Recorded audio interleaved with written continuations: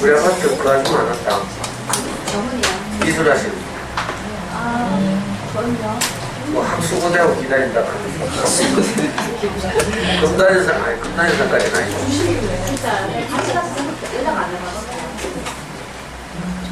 또 그 맹도 우리 아파트 아줌마한테 안 본다. 금단현상이 간다. 애 세대는 놈. 진짜 엄마 아파가지고 갑자기 세워갔어요. 그래요? 네, 진짜 엄마 청소.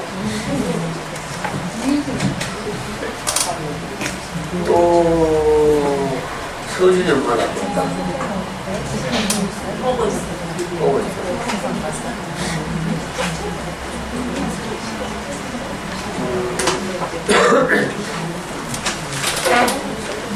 이 아줌마 청백입니다. 처음 오셨죠?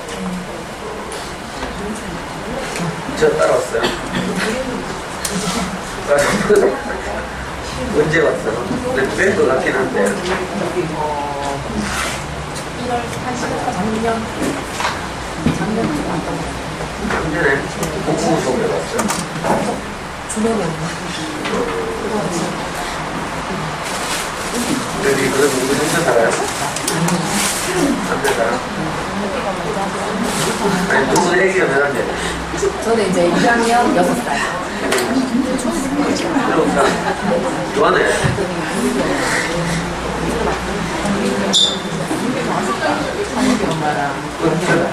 처음 오셨죠? 어떻게 알고 왔어요? 아, 그래요?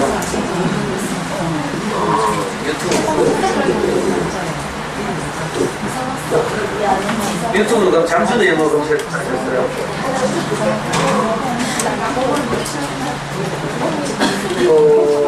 청소한 사람. 아니, 대학이 뭐라 했죠? 장수풍뎅이 과학에서.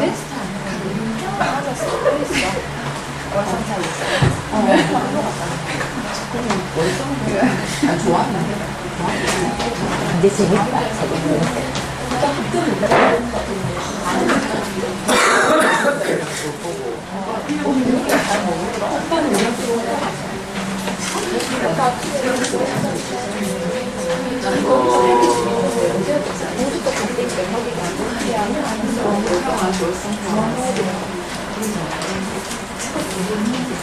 아니, 제가 올라온다 했나? 어디 보고 있대? 걔가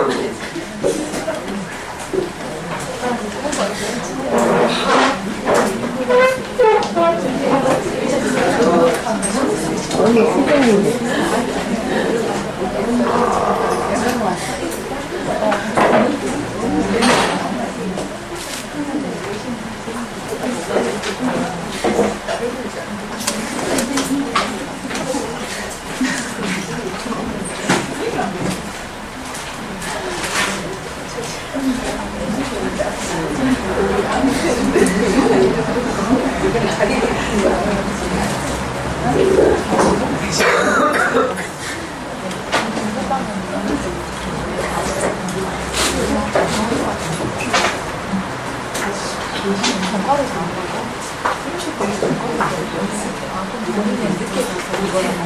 방금 들었는데 고개 좀 돌려봐요.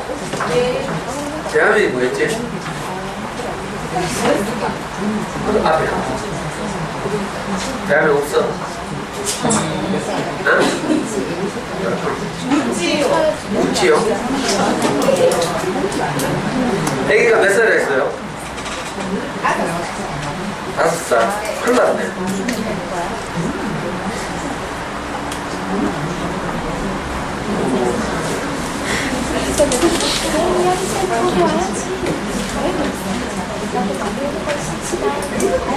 코코님 옆에는 대한민국 뭐라 했어요?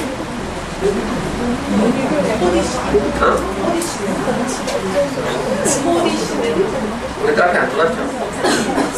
네, 처음 보는 데야.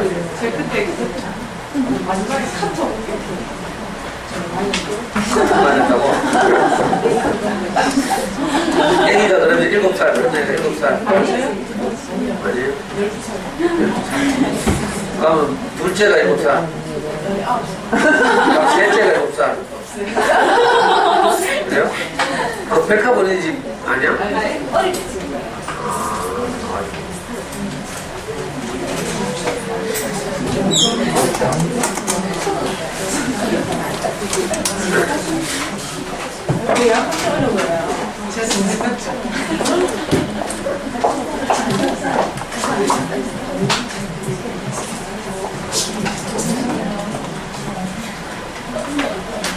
아이고, 오랜만에 뵈니까 좀 어색하기도 하고 낯설기도 하고.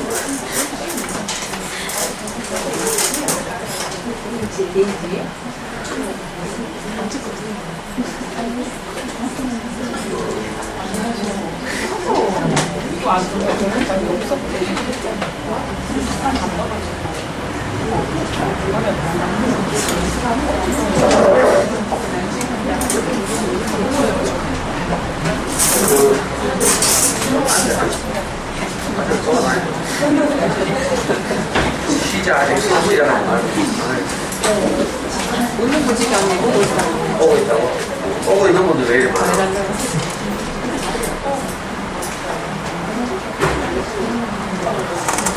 이번 학기는 그 특별한 일이 없으면 12월 둘째 주까지. 작년처럼 제가 미국을 가게 되면 11월 둘째 주까지 하고, 우리 엄마들이 원하면 제가 미국 가 있는 동안에 전에 호시호시 여기 이사 오기 전에 했던 것처럼 다른 강사를 실험 막상 들어보면 아닐걸.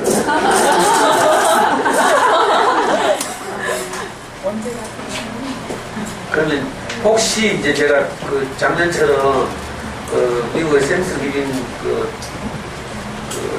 수능 때문에 미국을 가게 되면 11월 둘째 주까지 하고, 아니면 12월 둘째 주까지 하면 금요일에 14번인가 있거든요.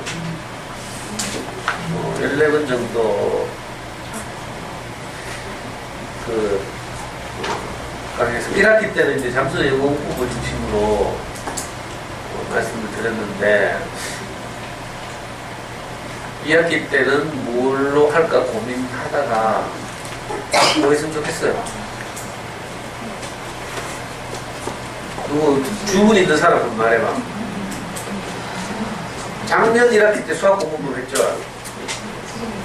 작년 2학기 때 책 읽기 했죠. 수학 공부 사실은 학기 초에 하는 게 좋고, 그래서 고민하다가 이번 학기는 내가 좀 이따 말하죠. 저를 잘 모르시는 분들 없죠?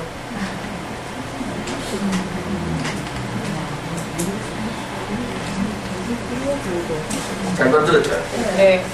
점점 세련되져 가고 있어요. 그래서 파워포인트 공부하느라고 하도 밤늦게까지 공부를 했더니 막 머리가 막 뚝뚝. 우리 뭐 다 아시겠지만 제가 가장 자랑스러운 이력이 우리 호시호시에서 여러분들 만나는 거죠. 이게 벌써 2004년부터니까 10년째. 그 당시에 있었던 분은 한 분도 안 계신데,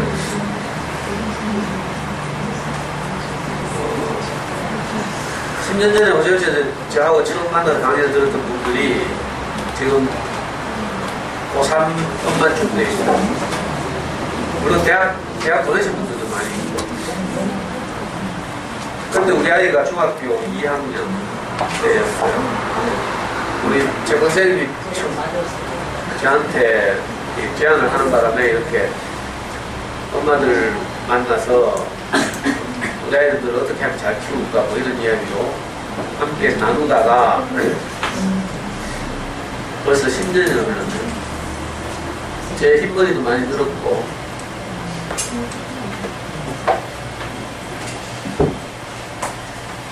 그리고 잠수도에서도 아직까지 제가 활동한 흔적이 뭐 남아있는지 어쨌든지 제가 이제 호시업체에서 오랫동안 우리 아이가 4살 때부터 지금 24살이니까 20년 된 거죠. 지금 23살입니다. 호시업체에서 20년 또 잠수도에서 초3 때 잠수도가 처음 생기면서부터 대학 들어갈 때까지 했으니까 12년? 잠수도에 12년 좀 오래됐다고요. 저는 한 번도 이렇게 제 인생이 이렇게 맨날 엄마들한테 둘러싸여가지고 이렇게 지내리라고 한 번도 생각해 본 적이 없어요.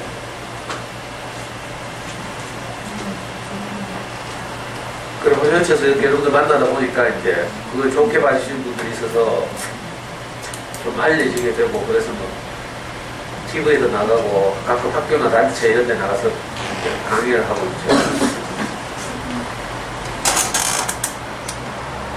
잠수도 대하는 그림을 그었습니다. 그리고 이제 7월 달에 거의 이제 몇 분 빼놓고는 이렇게 때 다 뵙던 분들이니까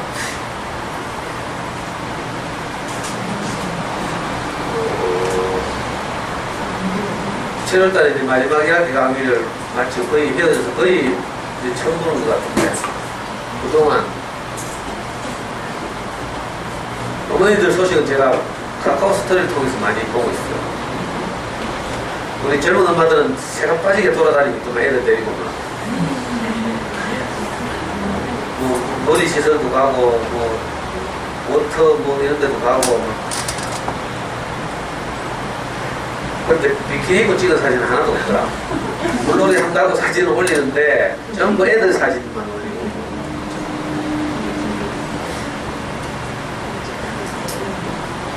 그래서 카스를 통해서 이제 저하고 카스 친구가 되신 분들은 카스를 통해서 어떻게 지내시는지 다 알고 있는 거죠.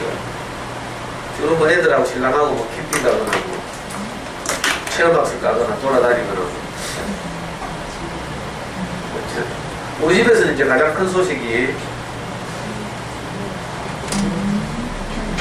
제 카스에 올렸죠. 우리 아들이 이제 드디어 전역을 해가지고 지금 교회 앞에서 전역 인사하는 장면이에요. 뒤에 있는 분이 이제 제 스승이죠. 목사님인데 1학기 마지막 강의할 때는 전역 안 했죠. 네, 그쯤에 이제 말년휴가를 나와서 제주도 여행 가고 이랬는데 그 많은 어려움을 딛고 이제 무사히 살아서 나왔죠. 우리 아이가 군대 가서 그런저런 어려움이 없었더라면 어쩔 뻔했나 이런 생각이 들 정도로 제가 가는 강의마다 전부 우리 애 군대에서 고생한 이야기. 실제로 1학기 때 대구광역시 종합복지회관에서 하는 행복부모교실이라고 있는데 한 달에 한 번씩 특강하는 거죠. 제가 3월 강의에서 그 이야기를 했는데 거기 왔던 분들이 다 막 감동해가지고 그게 소문 나가지고 또 제가 저기도 군대 갔잖아요. 아버지 대학 대구광역시 학부모 역량개발센터라고 교육청 산하에 있는데 좀 상관 노탈이 있는데 가면 거기서 이제 학부모 대학, 아버지 대학 이런 거 운영하거든요. 대구에서 내노라는 강사를 이제 초빙해서 하는데 거기 아버지 대학이 5월달에 물려가가지고 제가 말씀드렸죠.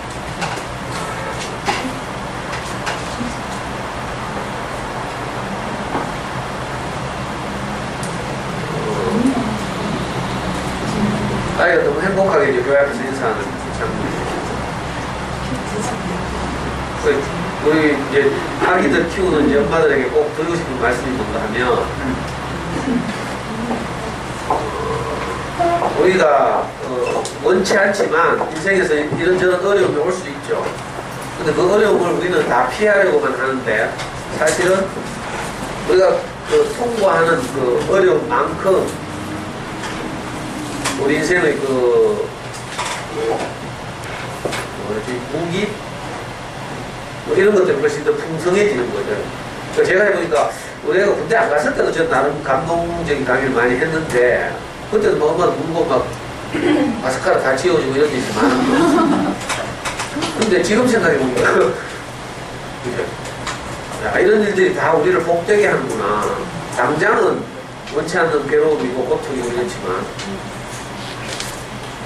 그 미국에서 흑인계 여성 가운데 가장 성공한 여성으로 꼽히는 분이 누군지 알아요?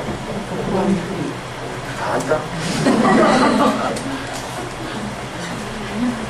내만 몰랐나? 오프라 윈프리 그 토크쇼 유명한 분이죠. 근데 제가 이번에 알게 된 건데 이 오프라 윈프리가 흑인으로 태어났고 몸도 뚱뚱하고 몸무게 100kg 나간다 하네. 거기다가 요즘은 다이어트 했나 몰라. 젊었을 때 100kg 넘게 나갔대요.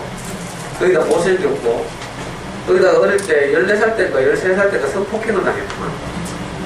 그런 수많은 이제 그 일들이 있었는데 그런 것들이 다 이분의 오늘이 있게 하는데 큰 걸음이 된 거죠. 그러니까 혹시 우리가 아이들을 키우다가 우리가 원치 않은 일들이 일어날 수도 있고요. 이런저런 많은 일들이 일어나는데 이제 아직 젊고 어린 엄마들은 뭐 그런 일이 내 인생에 일어날까 이렇게 생각하지만 살다 보면 이제 여러 변수들이 생기는 거죠. 안 생기면 물론 감사할 일이고 혹시 생긴다 하더라도 그걸 이제 꼭 말씀드리고 싶었어요. 우리 집 소식을 전하려고 하는 게 아니고요. 왜 군대 가서 이제 여러 번 말씀드린 것처럼 이런저런 지옥 같은 어려움들을 겪었는데 그걸 통과하고 나와서 아이가 하는 말이 앞으로 자기에게 어떤 어려움이 온다 하더라도 이겨낼 용기가 생겼다 이렇게 말해요. 그리고 이제 교회 앞에서 이제 인사하는데 우리 아이가 인사를 이제 제가 같이 나가서 이제 소개하고 뭐 우리 아들이 이제 저녁에서 교회 앞에 인사드리게 됐습니다 하니까 교회에 있던 이제 이모 삼촌들이 명익이 어릴 때부터 다 같이 봐온 분들이죠. 명익이가 나가는데 막 오 하면서 막 그거 있죠. 왜 응원의 격려의 그 함성, 배성, 박수 이런 걸 쳐가지고 명익이가 너무 좋아가지고 지금 활짝 웃고 있죠. 스트레스 없어서 살이 너무 쪄서 그렇지. 어릴 때 진짜 빼빼하고 작고 항상 반에서 1번하고 그랬거든요. 근데 지금은 뭐 뒤룩뒤룩 살이 쪄가지고 어제 그저께 지금한테 카톡이 왔어. 왜? 하니까 헬스 끊어야 되겠대. 40만 원만 보내. 무슨 헬스가 40만 원이 가니까 6개월이가 가니까 한 달. 왜? 그러니까 피지컬 트레이너 붙여야 된대. 그냥 기가 막히게 얘기해요. 이건 저거 집 형편이나 사정은 전혀 생각하지 않아. 지밖에 몰라. 그 저녁하고 와가지고도 이제 참 기특하면서 저녁하는 날 바로 나와서 서울에 신촌 올라가가지고 부동산 찾아가가지고 지가 이제 복학할 준비를 하는 거죠. 원룸을 얻고 계약하고 동사무소 가서 전입신고하고 확정일자 받고 지가 다 했어요. 저는 여기서 돈만 보내고 참 많이 컸죠. 애기 같은데 그리고 지가 군대에 있을 때부터 계획해가지고 지가 알아서 유럽 여행 갔다 며칠 전에 들었어요. 9월 2일 날 들었어요.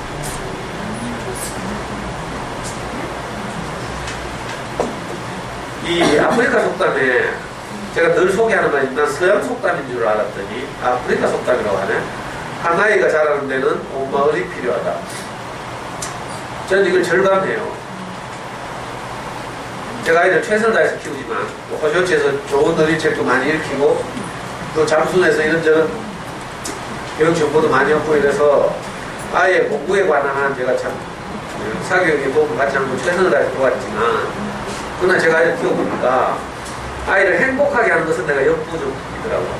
부모로서는 항상 그 남이 아니고 자식이다 보니까 객관적으로 보기 어렵고 그래서 이런저런 요구와 기대가 있게 되고 갈등이 생기고 그래서 근데 참 다행스러운 것이 제게는 그 좋은 이웃들이 많아서 항상 이렇게 아이의 자라는 것을 지켜보고 격려하고 응원하고 이러는 가운데서 아이가 자랐거든요. 그러니까 고향 같은 곳이 있다는 거죠. 고향 같은 사회. 저는 고향 하면 어디 저 청도나 뭐 이런 시골 내가 어릴 때 자랐던 뭐 이렇게 생각했는데 요즘 젊은 엄마들 뭐 그런 시골을 가진 분들이 잘 없기도 하고 또 그런 시골 고향이 있다 하더라도 커서 돌아가보면 그렇지 않죠. 어릴 때는 막 굉장히 따뜻하고 막 풍요롭고 막 넉넉하고 이런 곳이었는데 크고 나서 가보면 하룻밤 자기 싫은 곳일지도 몰라요. 우리 명희 엄마 보니까 시집 오고 나서 친정에서 안 잘라 하더라고. 불편하다고. 화장실도 그렇고 뭐 여러 면에서 자 그런 거 생각하면 진짜 고향은 좀 어쩌면 다른 곳일지도 모르고 저는 우리 아이가 도화에서 자랐잖아요. 대부분 도시에서 나서 도시에서 자랐기 때문에 특별히 이제 그런 공간적인 지역적 고향은 없죠. 없는데 옛날에 제가 호소치 홈페이지를 만들면서 제 홈페이지와 링크할 때 그런 표현을 했었는데 사실 어쩌면 우리 아이에게 어린 시절 동네 책방, 어린이 서점, 호소치라고 어린이 서점이 우리 아이의 마음의 고향일지도 모르겠다. 이렇게 쓴 적이 있어요. 우리 아이들은 참 좋은 공간이죠. 우리에게는 이거 좁아 터지고 책 몇 권 없는 공간일지 모르지만 아이들에게는 이게 좁아 터진 곳이 아니고 광장일 수도 있어요. 제가 어릴 때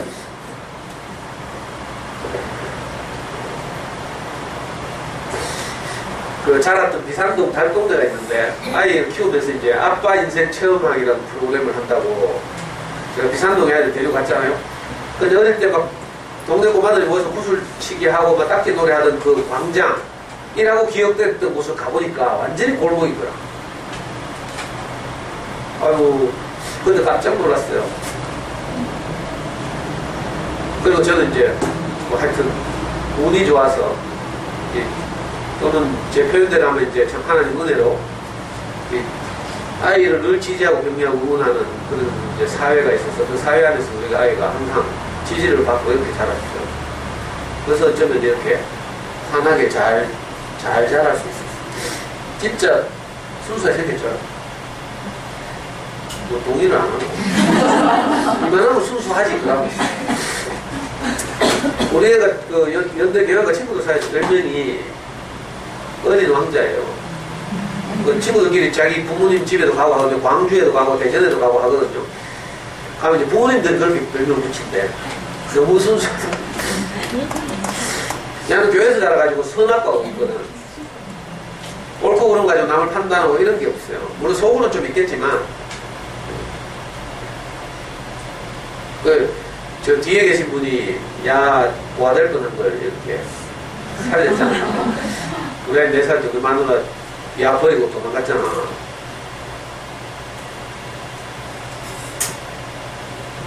여기 이렇게 이야기했어요. 우리 매일 엄마가 울던 이야기 안 했지? 안 했어.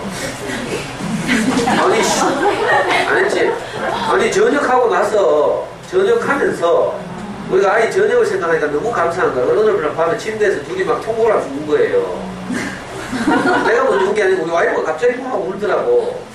근데 왜 울어? 하니까, 그 이야기를 하는 거예요.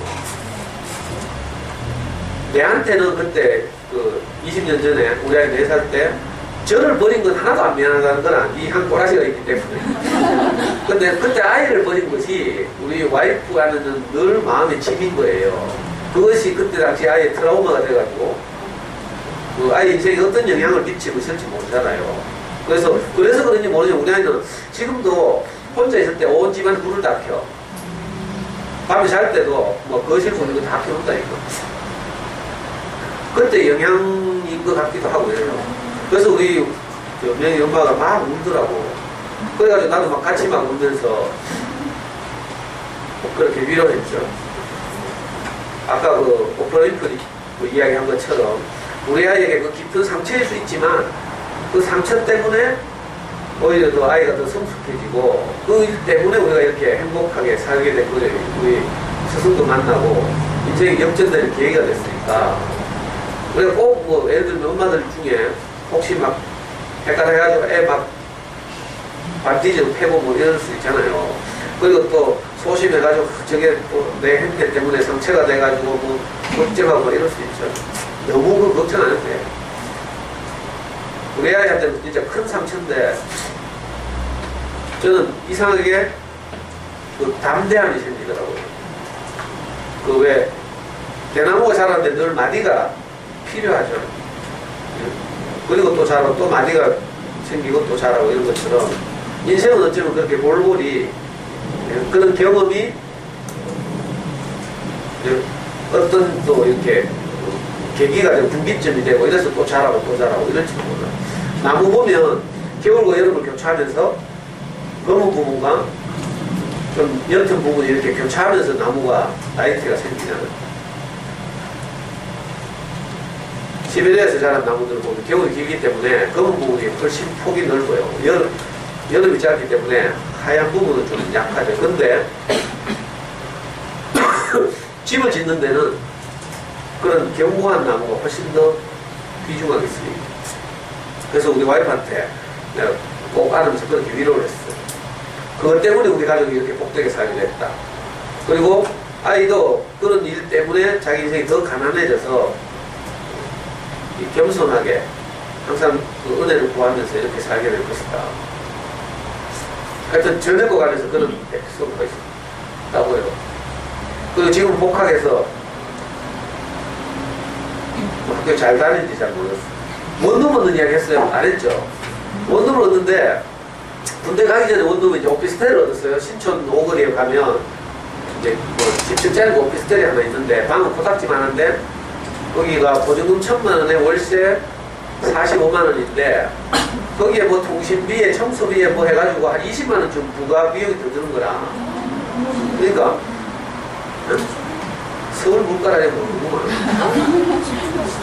된 것 같은데. 그래가지고 실제로는요 월 65만원에서 70만원이 들어. 그러니까 우리 집 형편에 사실 기숙사 가야 되는데 이게 기숙사 가가지고 한 학기인가 있더니 도저히 못 있겠다 하면서 나와가지고. 왜냐면 기숙사가 저 연세대 안에 제일 언덕이 있거든. 그러니까 신촌에 놀러 나왔다가 가는데 걸어가는 데마다 20분 걸리니까 도저히 못 있겠다고 해서 이제 나온 건데, 이번에 복학하면서는 우리 집이 가난한 집이니까 그때 1,000만원에 월세 사실상 65만원이었으니까 이번에는 1,000만원에 한 40만원 정도 낮춰봐라. 사실 40만원짜리 없거든요. 경대 앞에 가도 저 복현동 가도 한 35만원, 30만원, 35만원 정도 하거든요. 그러니까 서울은 거의 뭐 50만원이라고 봐요. 그래서 제가 혹시 아이의 노력을 보려고 1,000만원에 40만원짜리를 구하라고 했어요. 근데 이게 비빌 돌아다니는 지 마음에 제일 드는 집을 가기는 거야. 원룸하면 보통 이제 풀옵션을 말해요. 학교 근처에서는 이거 다 있는 거 있죠. 냉장고 있고 풀옵션 원룸인데 전에 오피스텔에 비해서 이제 이쁘게 이제 다세저스로 지어놓고 거기서 공간도 베란다도 하나 있고 이래가지고 좀 지 마음에 드는가 봐. 근데 이게 1,000만원에 65만원이라는 거야. 근데 얘가 그걸 보고 제대하고 나서 바로 제대하는 날 가서 보고 왔다니까. 그러니까 이걸 계약하려고 이제 저한테 우기기 시작하는 거예요. 그래서 월세가 너무 비싸다 하니까 그 주인이 아주 그 부자라네. 근처에 뭐 빌딩을 몇 채씩 가지고 있는 우리 애가 어디 전용가를 갖다 가네. 그래서 품이나 뭐 차림새나 이런 게 귀부인이네, 귀부인. 집주인이. 이분하고 이제 협상을 하는 거예요. 협상을 해보니까 보증금을 올려주면 월세를 낮춰주겠다. 보증금을 1,000만원 올려주면 월세를 10만원 낮춰주겠다. 그래가지고 제가 악착같이 이제 보증금 좀 올리고 월세를 낮추더라도 거기 가고 싶다고. 그래서 저는 절대 안 된다 했더니 내려왔어요. 이제 안 된다 하니 그다음부터 애가 방에 들어가 보는 거야. 속이 상이다. 나도 이제 버티면서 이제 내 방으로 가버렸죠. 그래서 한 2시간 동안 정지를 하고 나중에 어떻게 됐어요? 애가 먼저 슬그머니 제 방으로 오는 거예요. 말을 걸고. 나도 안 그래도 2시간 동안 지금 무거운 공기가 되게 계속 오니까 어떻겠어요? 답답하고 숨이 막히죠. 소통이 안 되면 여러분들 남편하고 이런 거 많이 해봤죠? 빚어가지고 뭐 이렇게 말 안 하고 가슴이 답답하고 소통이 막 그렇잖아요. 저도 그래가지고 안 그래도 내가 먼저 아이한테 찾아가서 네 원대로 하락할까 뭐 이렇게 하고 있는데 지가 먼저 딱 빗장을 풀고 제게 왔어요. 오길래 제가 꼭 안았죠. 우리 아빠가 네 마음을 몰라서 미안하다 하고 덕하리가 때문에 애가 그래. 아까 왜 그렇게 했어? 하면서 막 그래가지고 이제 금방 급화해됐죠. 그래 우리 아들 모처럼 고생하고 이제 목학에서 열심히 살려고 하는데 아빠가 바로 이렇게 기꺼이 격려하지 못해서 미안하다. 네가 얼마나 마음에 드는 거기를 하고 싶어 하겠냐 하고 이제 풀어가지고 3천만 원 45% 월세 가가지고 전기세 5만 원. 아니 전기세가 아니다. 청소비 뭐 이런 거 5만 원. 전기세 2만 원.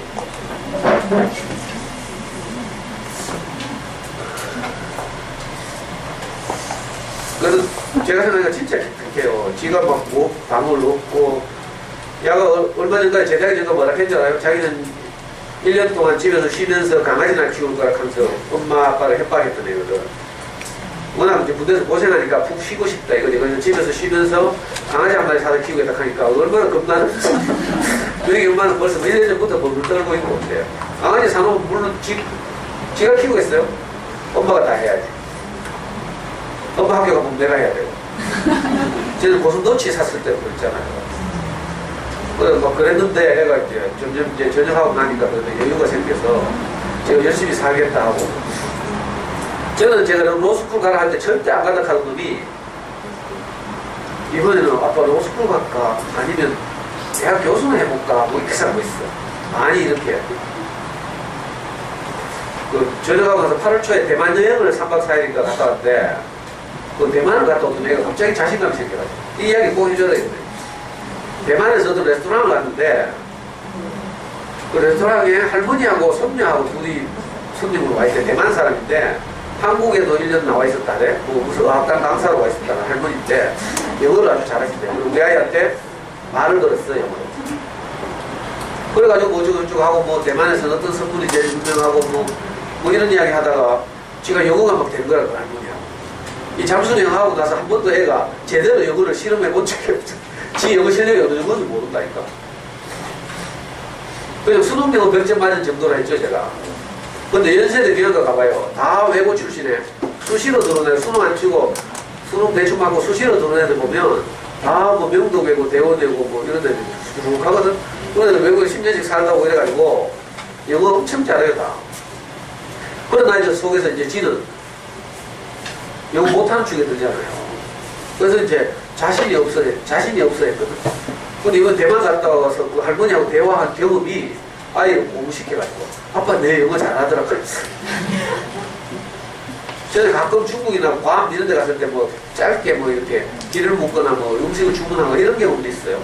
근데 이번에 이렇게 오랫동안 대화해본 건 처음이거든. 그러고 나서 내가 자신감이 붙어가지고 아빠 내 로스쿨 갈까? 앞으로도 그랬지.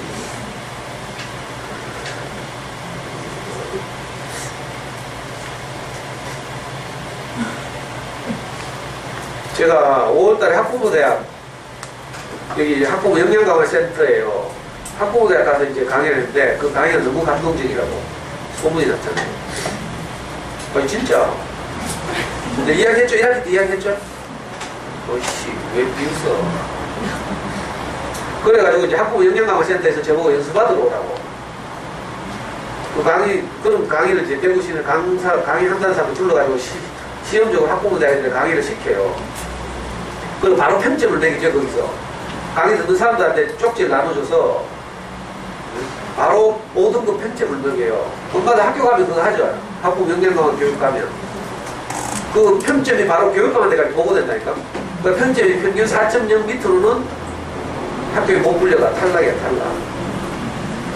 그래가지고 이제 교육청에서 연락이 와가지고 연수받으라고. 저는 겨울에도 연수받으라는 이야기 있었는데 안 받았거든요. 귀찮아가지고. 근데 지금 우리 교육감이 이 아주 역점 사업이죠. 대구에서 아이들 자살 많이 하고 이러니까 학부모 교육을 통해서 이런 부분을 좀 도움을 받아야 될까 싶어서 이제 학부모들을 이제 변화시키기 위해서 본격적인 교육을 하고 있거든요.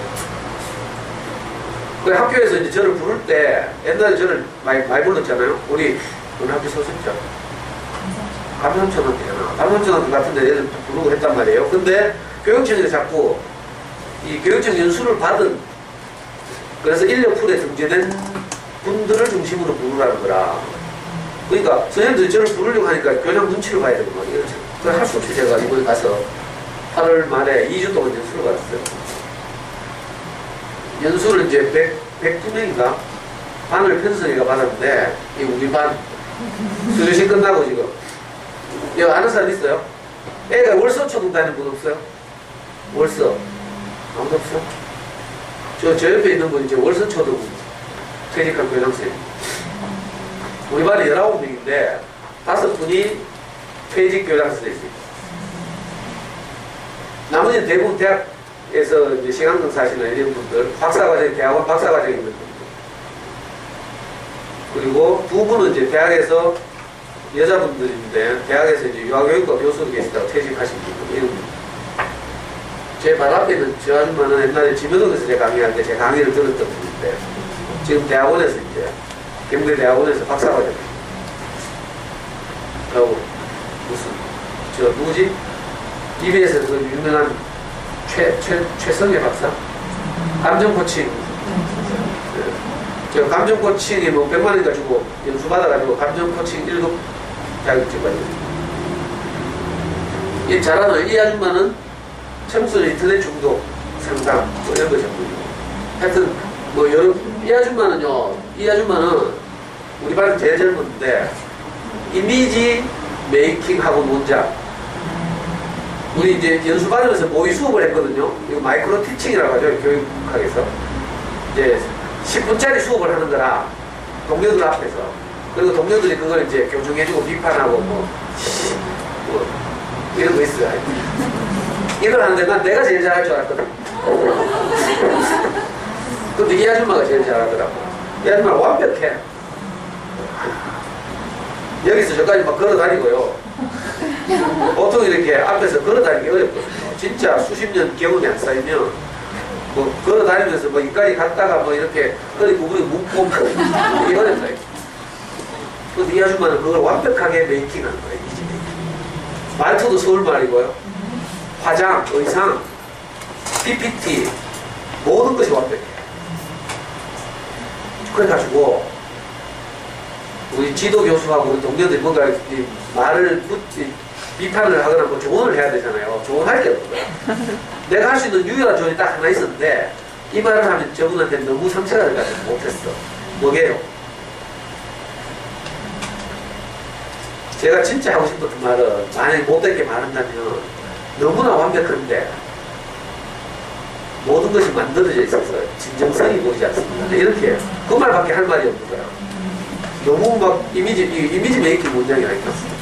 근데 뭐 이 할아버지 뒤에 이제 심사위원들이 4분 오셨는데 우리 지도 교수하고 계대 교육학과 교수 한 분하고 중학교 교장, 고등학교 교장, 초등학교 교장 4분이 딱 지금 뒷자리에 서 채점을 하는 거예요. 근데 할아버지들 되게 좋아하더라고요.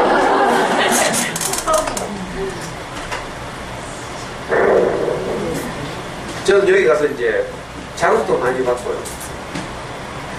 도움도 많이 받고요. 나는 뭐 여기 가서 배울 게 있겠다 이렇게 생각했는데 한 수업에서는 계대 교육학과 교수님 한 분 오셨는데 이름 박지환 교수인가? 정확한 기억은 아닌데 그분 보니까 강의를 들어보니까 진짜 감동적이구나. 이분 자신이 그렇게 말하래요. 좋은 강의는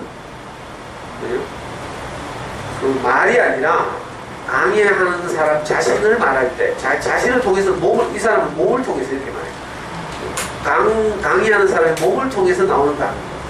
이게 진짜 좋은 강의다 이렇게 말하죠. 제가 금방 그게 무슨 말인지 알겠고 동의가 돼요. 대부분은 지식을 말하죠. 맞는 이야기를 하는데 자기 삶으로 그걸 말하는 사람이 적잖아요.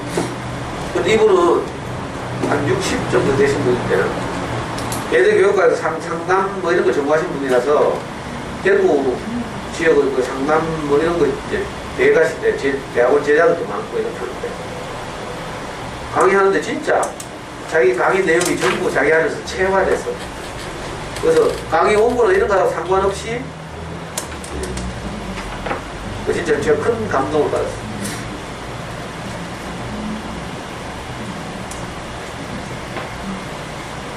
그리고 여기 가서 이제 파워포인트 뭐 이런 거 만드는 연습 이런 것도 배우고요. 하여튼 희한한 거 했어요. 마이크로 티칭이나 이것도 굉장히 처음 해봤어요. 수업을 10분씩 하는 거라 10분 하고 10분 동안 들은 사람들이 조언하고 평가하고 이런 거 있죠. 그리고 우리 수업도 내가 좀 저는 지금까지 제가 일방적으로 이렇게 말했잖아요. 기분 하긴 좀 바꾸려고. 엄마도 겁나가 도망갈라. 네. 엄마들이 좀 적극적으로 참여하고 뭐 이런 이제 모둠 수업 이런 거 있잖아요. 아무도 책상을 이렇게 나가지고 한 책상에 모둠으로 5, 6분씩 앉아가지고 이제 과제도 주고 좋겠죠? 아니, 실습을 해야 된다. 실습.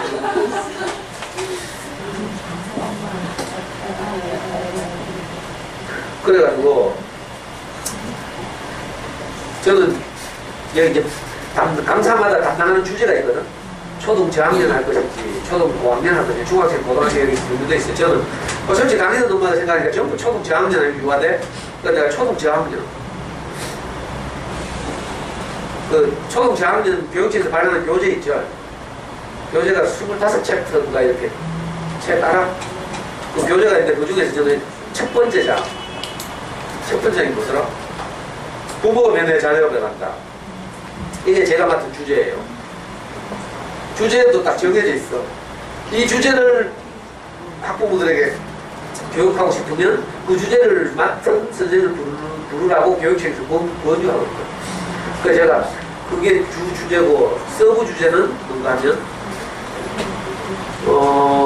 아이의 특성에 맞는 영어 공부 시작하기 이런 단원이 있어요.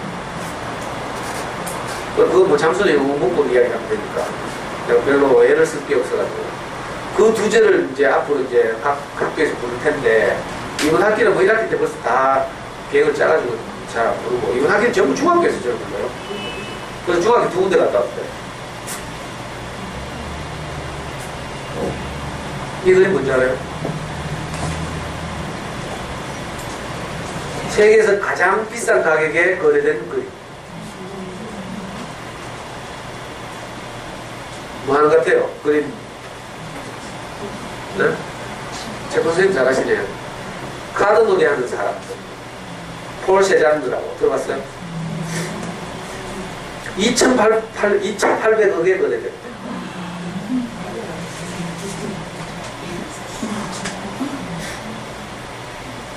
내가 왜 이 그림을 보여주게? 내가 이번 방학 동안 주로 한 게 주말마다 카드놀이 했다고.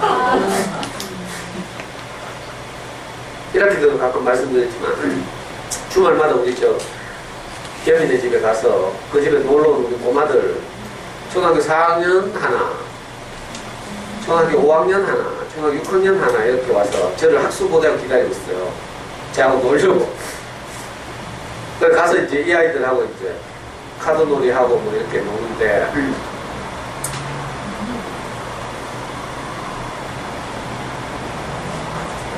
어제 이 아이가 일기를 썼나봐. 어제가 아니고 며칠 전에 그걸 이제 우리 겸임한테 보내왔어요. 여기 담임선생님이 일기 검사를 했나봐요. 밑줄을 쳐놨죠. 보여요? 네. 여러 사람과 어울리는 것이 좋아서. 네.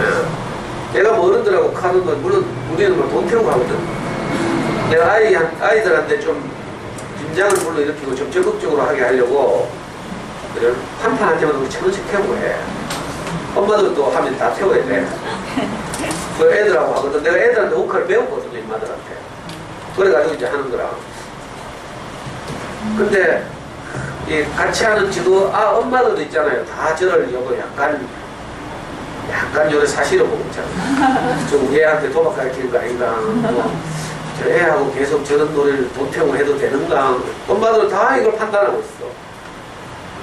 그러니까 제가 그 눈길을 알지만, 그걸 이제 모른 척하고 이제 어쩔 수 없이 그 올무를 가지고 있으니까 그렇게 이제 쭉 지금 1년 넘게 야자가 돌았잖아요.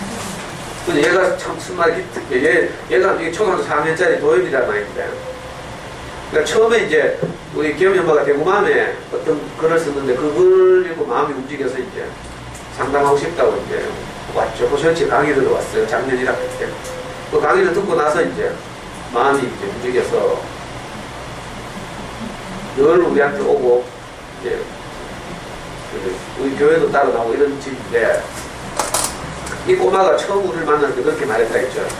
그 우리 옛 이야기에 보면 노일구두과 달달 박박 아무도 모르나 이런 옛날 이야기 있다는데 거기 뭐 하늘에서 뭐가 내려오는 거야. 뭐가 신이 내려와서 그 땅에 있는 사람들 행복하게 한다 뭐 이런 이야기래. 모르나? 우리 옛 이야기 못다리 이런 거 아니고 모르나? 서정호 선생 이야기 그런 거 안 나와요? 몰라? 모르면 할 수 없고. 근데 도엽이가 그 이야기를 하면서 이 집에 오면 그 집에 있는 사람들이 꼭 옛 이야기에 나오는 그 신들을 갖다는 거라. 자기 가족들을 행복하게 하려고 하늘에서 내려온 사람 같다. 이렇게 표현돼. 꼬마가 4살짜리가. 그 처음에 와서 내가 굉장히 불안정하고 막 이러다 눈도 틱도 있고 눈도 굉장히 깜빡이고 막 이랬거든요. 그래서 엄마가 병원에도 막 다니고 이랬는데 신기하게도 야들이 이렇게 주말마다 모여가지고 카드 놀이를 하고 이랬거든요. 근데 애들이 얼마나 안정된지 몰라. 그런 게 다 이래 없어지고요. 어떤 애는 또 카드 놀이 하다가 자기가 치면 이 분에 못 이겨가지고 카드를 우리 앞에서 확 던지고 이랬거든. 왕리자리는. 이게 보통 이제 정식으로 이야기하면 이게 분노 조절 장애예요. 이 아이도 굉장히 좋아졌어요. 이제는 이렇게 규범에 순응하기도 하고, 그리고 그렇게 철없이 맨날 저보고 할아버지하고 막 놀리고 공격하고 뭐 이러거든요. 고기만 오면 할아버지 일부러 내한테 계속 자극을 한다. 이 인간이 어떤 반응을 보이는가 보자 이거죠. 근데 얘가 이번에 이제 그 소백산에 여름 집회를 같이 갔단 말이에요. 그래서 가가지고 그 계곡에서 애들 세 놈하고 저하고 이제 1대3으로 물놀이랑 물싸움 하더라. 막 물에 막 온통 다 젖어가면서 막 물싸움하고 그랬어요. 근데 왕일자리 얘가 중간에 휴식 시간에 저한테 슬그머니 오더니 하는 거지. 그 전까지 맨날 할아버지하고 막 놀리고 공격하고 막 나를 못 살리고 이랬거든. 근데 물놀이를 하더니 저한테 와가지고 옆에 때 와 진지하게 이렇게 말하는 거예요. 삼촌, 저는 평소에 이렇게 놀아보기를 소원했어요. 오늘 너무 시원해요. 학교에서 그 학교 교육 제도 하에서 뭐 어른들의 기준 안에서 애가 막 틀에 갇혀서 그 견디기 어렵고 이래가지고 진짜 스트레스 많이 받고 이랬거든. 근데 정말 이렇게 똑같이 아이로 동심으로 돌아가가지고 막 물놀이하고 막 세면서 저한테 막 물 막 먹이고 뭐 얘는 힘이 좋으니까요. 나를 먹기를 짓누르고 꼼짝 못하게 한 다음에 막 물을 퍼붓고 나도 그거 용서 안 하거든.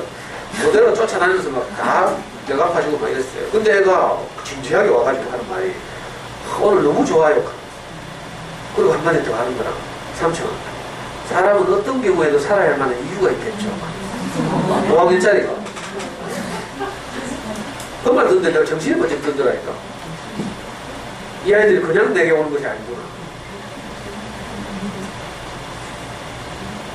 우리 요 4학년짜리 꼬마도 지는 카드를 애들은 원가 이거 시시하거든. 지금 그 휴대폰으로 게임하는 걸 좋아하지. 요즘 LOL도 하잖아요. 그 유명한 LOL 알아요?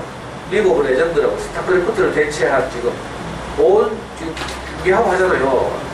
프로 게임 팀도 있고 뭘 알아야 뭐 이야기를 애들이 어려서 아직 모르겠지. 남자애들 큰 애들 다 이거 해요. LOL 리그 오브 레전드. 그 애들 이런 거 좋아한다고요. 그 우리하고 카드 노래하는 게 자체가 좋은 게 아니고 얘가 그 마음을 써놨네. 어떤 사람들하고 어울리니까 자기가 즐겁고 마음이 편하고 이런 거라. 그래서 엄마는 맨날 내일 학교 가야 되니까 일찍 가자. 뭐 9시 되면 가서 니는 10시에 자야지 이거거든. 근데 얘는 계속 가기 싫어하는 거야. 더 놀자 하고. 이게 너무 이 아이 마음이 내가 너무 감동이 돼요. 저는 방학 동안 이렇게 지냈다고요.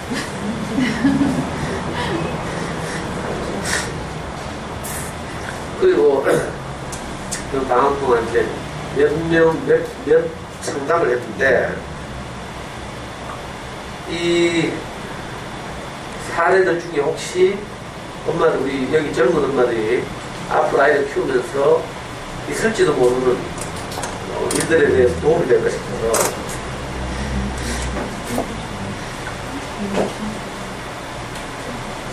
엘리베이터 올라봐요. 내 구름 가운데 어느 구름부터 이야기해주고. 중산가족. 한 2년 전에 어떤 나는 모르는 엄마가 전화 왔어요. 근데 어떻게 저를 아십니까 하니까 자기 초등학교 6학년 때 담임했던 선생님이 저를 소개했다는 거야. 그래서 작년에 호시호시 수학 공부 강의를 할 때 2번 나왔대요. 그리고 뭐 자기 별로 필요가 없어서 안 나왔어요. 그리고 이 아이가 중3이 됐어. 내가 공부도 잘하고요. 교대 가려고 꿈을 꾸고 있고 여학생인데 아주 착실하고 똑똑하고 이래요. 근데 이 아이에게 한 번도 생각하지 않아서 이렇게 합니다. 여학생도 보통 친하게 이렇게 3명 이렇게 친하게 지내는 게 흔하거든요.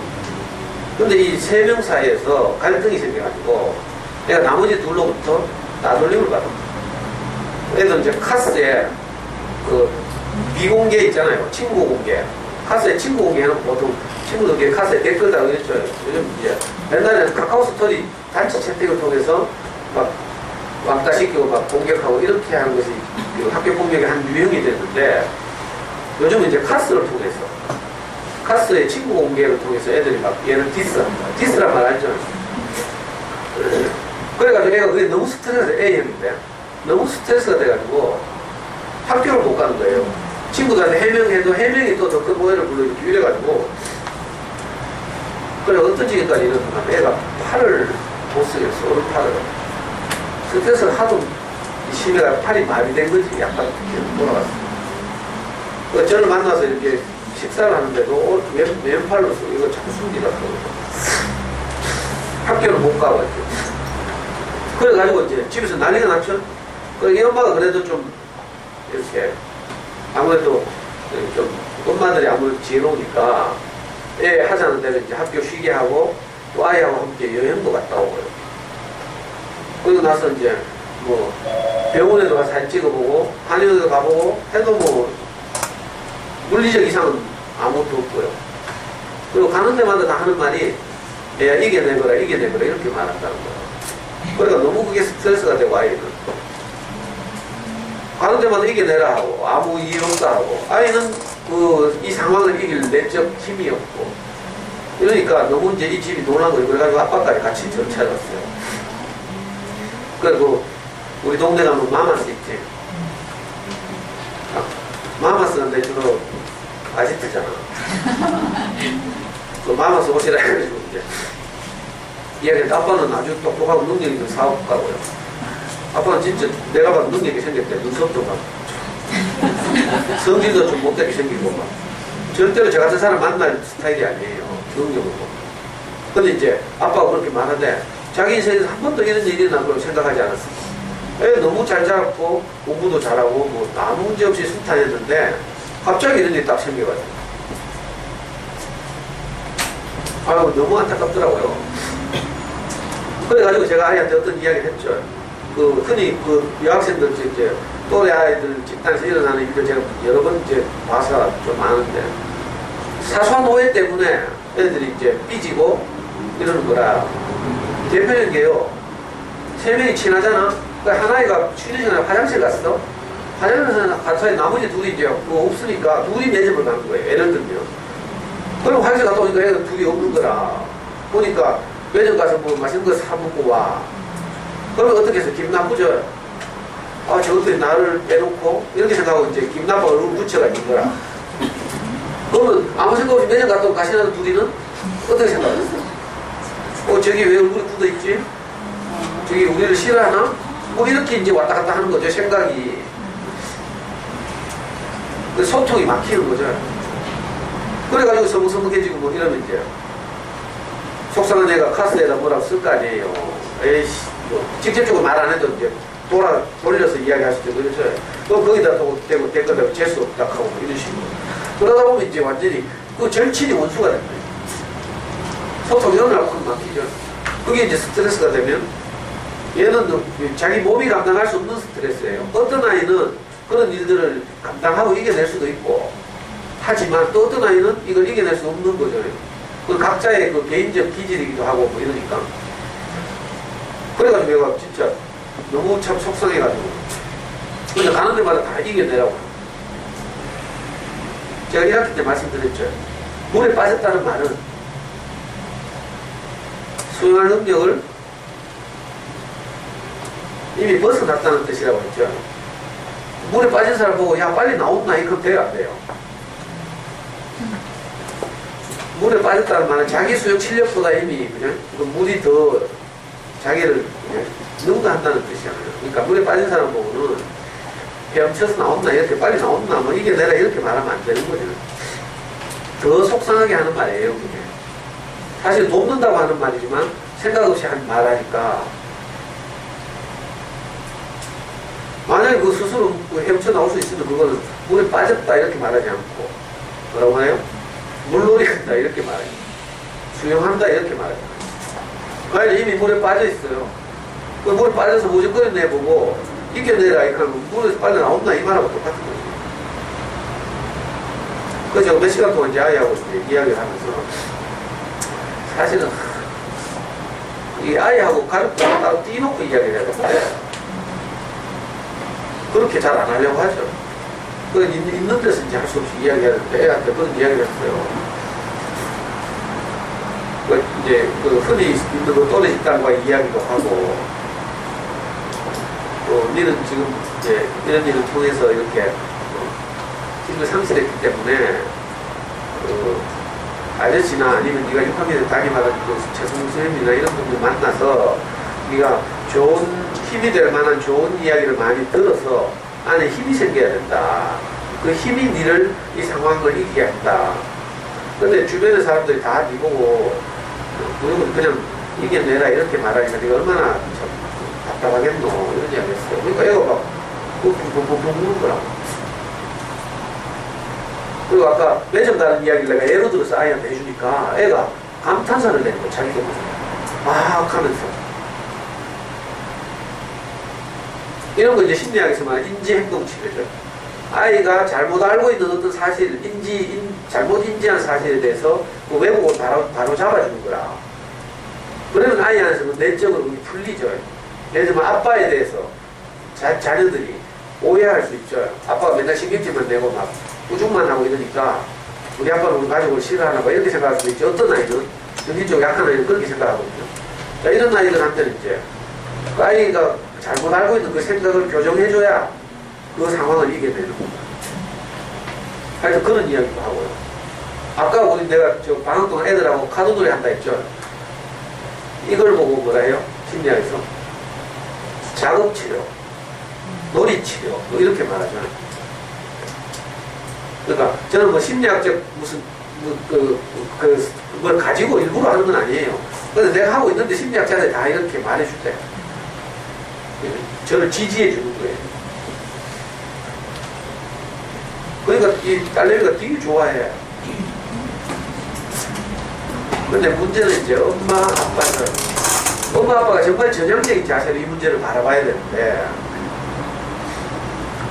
아빠가 한마디씩 하긴 하는데 답답하니까 자기도 딸한테 힘을 주려고 이제 제가 어떤 이야기를 하니까 아빠도 뭔가 깨닫는 게 있고 이러니까 한마디 하려고 하긴 하는데 예를 들면 이렇게 말해요. 야, 그거 별거 아니다. 아빠 가서 막 그녀도 확 머리카락을 다 뽑아먹게. 아빠로서는 이제 참 마음이 막 그래서 하는 이야기인데 이게 뭐 무슨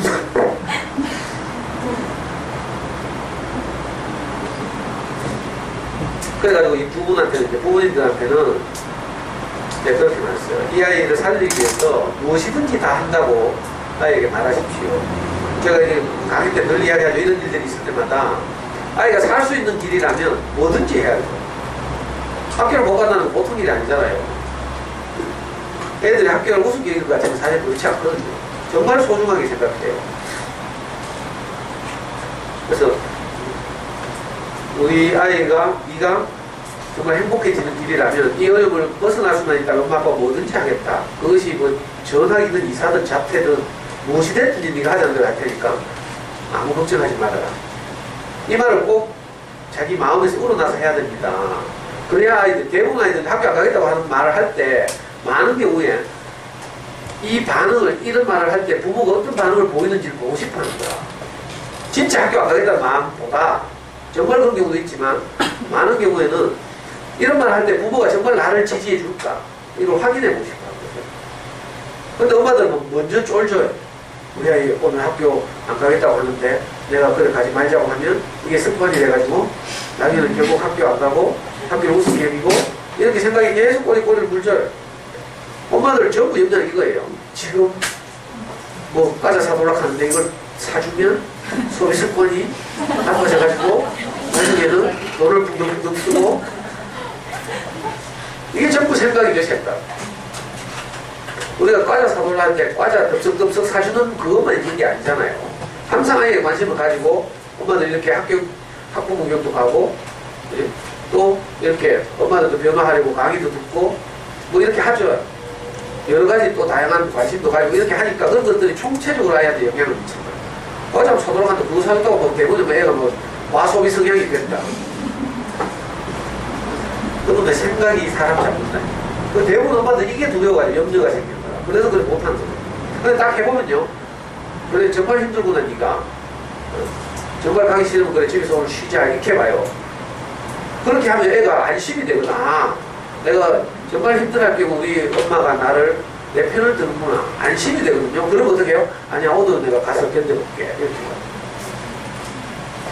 우리 군대에서 복귀 안 하려고 할 때 이야기했죠.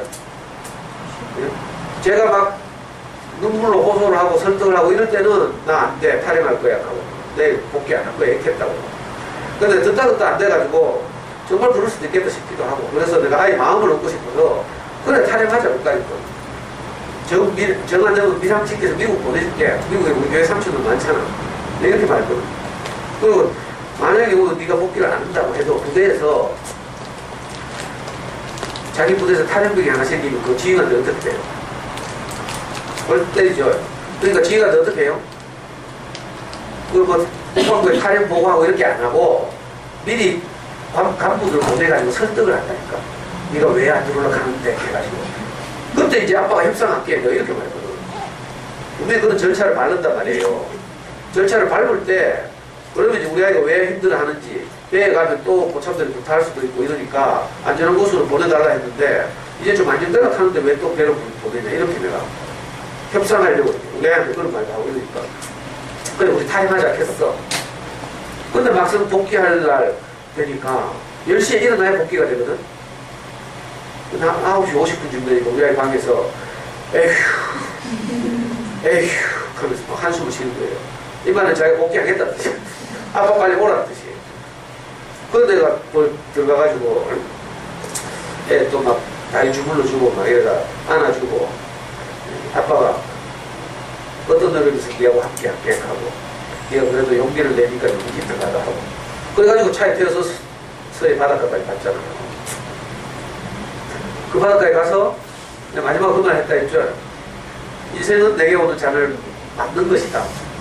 십자가에 못 박힌 예수가 한 말처럼 할 수만 있으면 이 잔이 내게서 지나가게 하옵소서. 이게 모든 인생의 소원이에요. 내게 어떤 어려움이 오거나 우리 아이들이 어떤 어려움이 올 때마다 우리가 다 그 기도를 하는 거죠. 예수님만 그런 기도를 하는 게 아니에요. 할 수만 있으면 이 잔이 내게서 지나가게 하옵소서. 그러나 피할 수 없으니까 하는 말이 뭐예요? 그러나 내 원대로 하지 마옵시고 아버지 원대로 하옵소서. 이 말은 예수님이 굉장히 막 훌륭한 분이라서 막 순종하고 막 죽음도 불쌍한 이런 분이라서 그런 게 아니고요. 피할 수 없는 잔이라서 그런 거야 사실. 로마가 그때 지중해 세계를 지배하고 있을 때예요. 그 갈릴리 그 바닷가에 청년 하나가 그 로마의 그 군사를 어떻게 얘기해요? 그 우리한테 이 말을 했거든. 아빠도 사실 그렇게 살고 있다.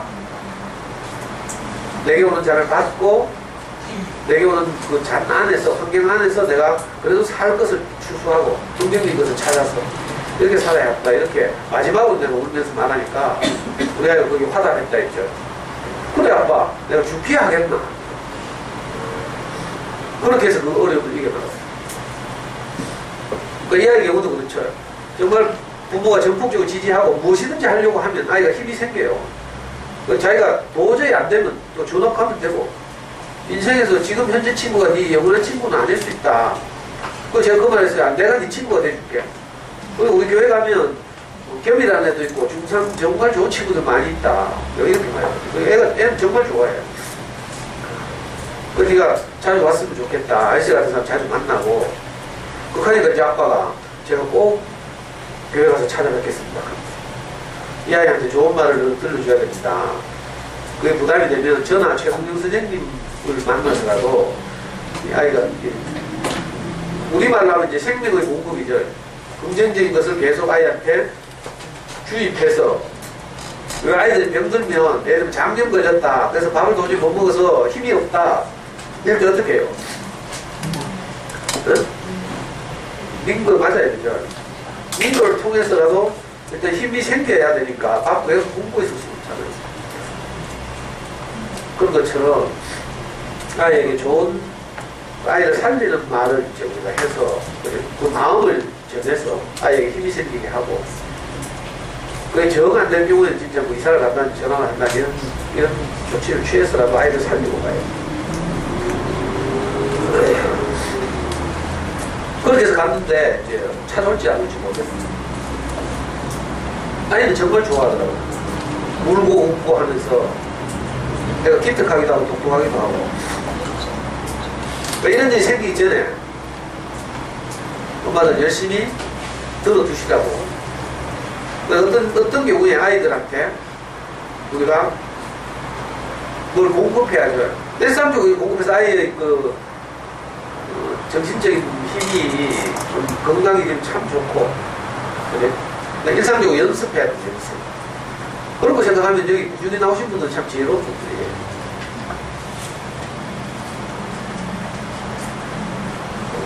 잘 됐으면 좋겠네, 그 아이가.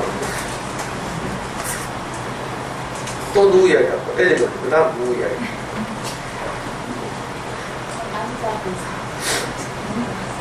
남자 우상. 얘는 이제 지금 마가 호시어치에서 지금 누나가 중3 때 제 강의를 들었어요. 호시어치 왔습니다. 그래서 지금 누나는 대학교 사는 운명이랑 친구고, 둘째가 이제 이 가족 다 우리 교회 나와서 지금 함께 살고 있어. 둘째가 고3이 됐어. 근데 이제 수시를 쓸 시기가 온 거죠. 근데 야는 이제 중학교 때 완전히 탱탱탱탱 놀고 이래가지고 거의 뭐 공부를 안 하고 이제 이랬죠. 그리고 고등학교 1학년, 2학년 때까지도 계속 축구만 하고, 얘는 중학교 때까지 굉장히 약했는데 오늘부터 축구하러 가보니까 얘가 자기들 또래 사이에서 두각을 막 드러내더라. 그래서 지금 고등학교 자기 학급에서도 축구를 뭐 제일 잘해요. 그래가지고 뭐 나이키 무슨 풋살 대회도 나가고 막 이런 아이인데, 뒤늦게 이제 철이 들어가 이제 공부를 좀 한 거라. 근데 이제 벌써 고3이 됐어요. 그러니까 얘가 두 가지 고민을 가지고 왔어. 입시에서 원서를 내서 자기는 체육교육과를 가고 싶다는 거야. 기특하죠? 자기가 그 체육교육 생각하는 거 축구를 워낙 좋아하니까. 그러니까 체육교육을 가는데 자기소개를 어떻게 쓸까요? 하면서. 그래가지고 이제 자기 속에서 쓰는 법을 쓰는 이제 전략을 제가 하나 예를 들어서 가르쳐줬죠. 자기 속에서 쓸 때 읽는 분들을 설득해야 되니까 일단 강렬하게 그러니까 두 가지로 쓴다고 말씀드렸죠. 처음에 이제 자기를 딱 어필하는 부분을 한 두 줄 정도의 문장으로 강력하게 두 가지로 표현하고, 그리고 왜 그런지, 왜 자기가 체육교육과에 꼭 이렇게 가야 되는지에 대해서 나머지 부연 설명을 하는데 스토리를 만들어가지고. 그러니까 제가 일부러 제가 그 아이를 보니까 그래. 그 아이가 초등학교하고 중학교 때는 굉장히 약하고 빼빼하고 이랬거든. 그렇게 쓰라 했어요. 저는 초등학교 때나 중학교 때만 해도 몸이 약하고 자신감도 부족하고 이래가지고 나 한 번도 운동을 좋아한 적이 없습니다. 이렇게 출발하라고 했지. 그러다가 어느 날 친구들이 축구를 하는데 다른 반하고 시합을 하는데 한 명이 비어가지고 여기서 구경하는 저를 강제로 뛰게 했습니다. 소설 쓴 거죠.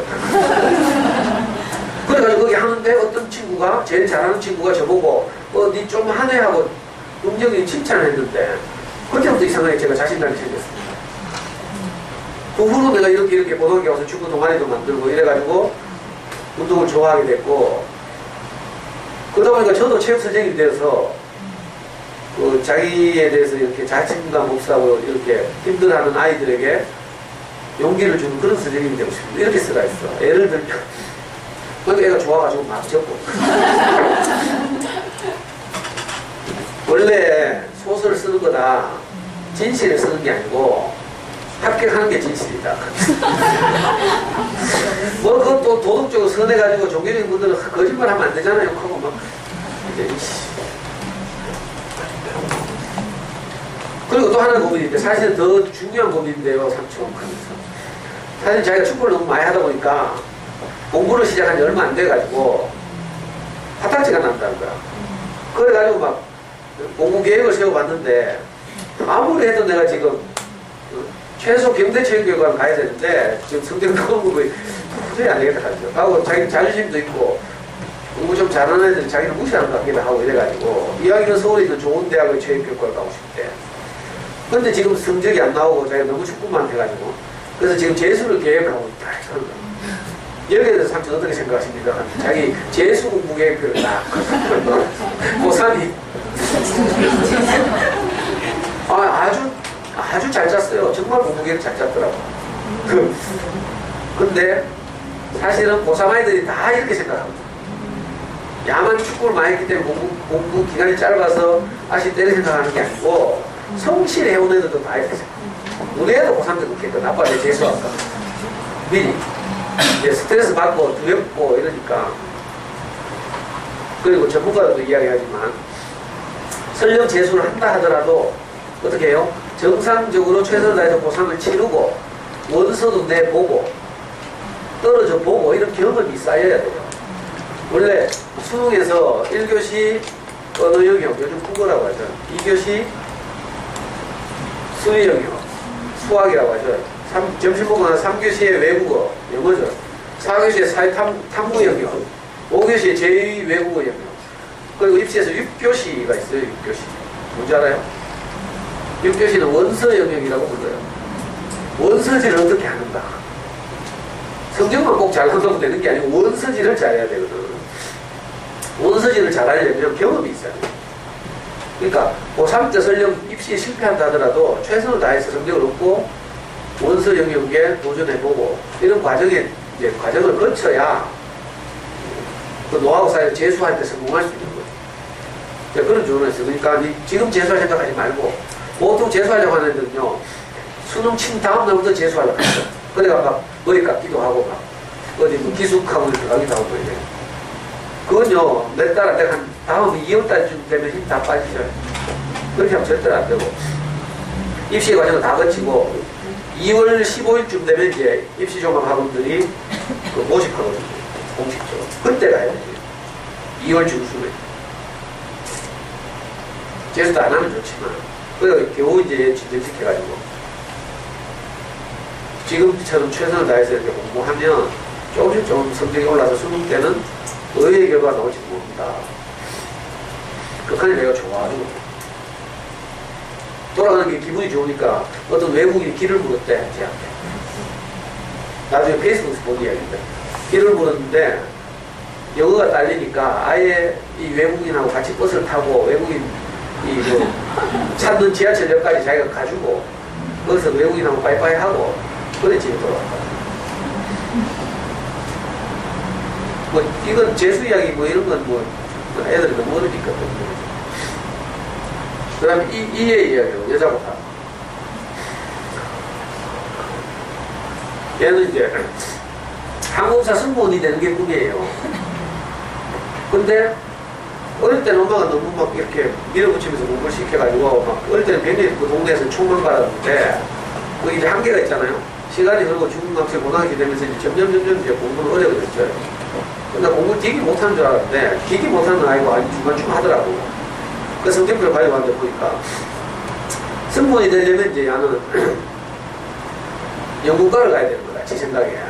그 항공운항학과 뭐 이런 데 너무 이제 어렵고 그래서 이제 보통 4년제 대학에 영문과를 가지고 가요. 그래서 대구에 있는 뭐 저 대구대나 효과대에 영문과를 가서 이제 그 길을 준비하려고 이렇게 하는 거라. 근데 영문과도 좀 아슬아슬하고 위험해요. 그 수능 성적은 잘 안 나오는 경우에요. 그 수능 성적이 잘 안 나오니까 어떻게 수시로 가야 되죠. 수시 내시는 그래도 중간 준비되니까. 자, 이런 경우에 올해 같은 경우에 수시에서 원서를 6개 낼 수 있게 돼요. 작년까지는 무제한 냈는데 그럼 이제 경쟁이 너무 치열해지고 그러니까. 그래서 6개를 내는 거라. 이런 경우에는 수시에 반드시 합격해야 되는 나이예요. 왜냐면 수능이 안 나오니까. 그럼 이제 상식적으로 2개는 상향 지원해야 되고요. 2개는 적정 지원해야 되고 2개는 꼭 될 학교에 지원해야 되는 거라. 그럼 뭐 상향 지원은 뭐 어렵지 않고 성적에 맞춰서 영문과도 내는 건 어렵지 않은데 꼭 합격해야 될 때 내야 돼. 나머지 2개. 근데 영문과는 없는 거라. 그래가지고 영문과 말고 점수 되는데 보니까 철학과, 뭐 신학과 이런 데라. 이게 연애라 했네. 그랬더니 애가 철학과 가서 스터디스가 어떻게 돼요? 그래가지고 야 스터디스가 꼭 어디 나와야 되나 하면서 특히 이제 문과 계통에는 전공하고 큰 뭐 상관이 없고 이러니까 일단 여기 가서 합격하고 봐야 될 거 아이가. 하니까 면접 볼 때 니 왜 철학과 지원했는데 하면 뭐라 해요. 스터디스 되려고 철학과 말이 안 되잖아. 그래 내가 야 그때 저는 이상하게 어릴 때부터 죽음에 대해서 관심이 많았어요. 그러다 보니까 사춘기 지나면서 나는 어떤 존재인지 내가 왜 사는지 이런 데를 진지하게 고민하게 됐고 이 무릎이 깊어져서 해답을 찾고 싶은 철학과 왔습니다. 이렇게 자기소개 해야 될까? 그 얘기가 갑자기 확 발라있더라. 야, 이 거짓말 하는 게 아니고 네가 언제부터 스트레스 때렸겠대? 다 영향을 받아서 어떻게 된 거거든요. 얘는 자기 아빠가 저 인천에 그 아시아나항공 그래서 뭐 이렇게 근무해요. 뭐 거기서 뭐 어떤 일 하는지 잘 모르겠는데 하여튼 기술직으로 일하는가 봐. 그래서 그게 이제 꿈의 시작이 된 거죠. 근데 애들 꿈이라는 게 뭐 꼭 어디 뭐 마음먹은 대로 됩니까? 승무원하는 게 얼마나 긴데 진짜 그 3D 업종인데 3D 업종 돈은 많이 받겠지만 그래 하여튼 철학과 가면 좋잖아요. 내가 같은 철학과 가가지고 열심히 해가지고 상위 10% 안에 들면 교사 교원 교직과에 이사할 수도 있고 그리고 교사도 되고요. 그럼 철학과 가가지고 따로 지 공부해가지고 뭐 스터디 준비해도 되고 따로 알바이트 열심히 하고 학원 다니지 하고 애들이 너무 이렇게 경직돼 있고요. 엄마들이 이놈의 엄마씨들이 이게 유연성이지 이게 안 그래? 그 입시라는 그런 거지 다 성격에 맞춰서 대학 가는 거지.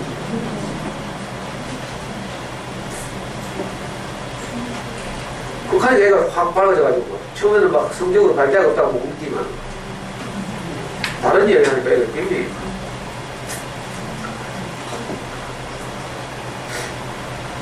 이 아줌마는 이제 귀에 들어갔다고 말을 못하겠다. 이 엄마는 우리 유명한 수성구의 영어 선생님인데 우리 호세 채권 선생님하고 절친이에요. 내 안 본 지 한 7, 8년 지난 것 같은데 애가 벌써 커가지고 고3이 된 거라.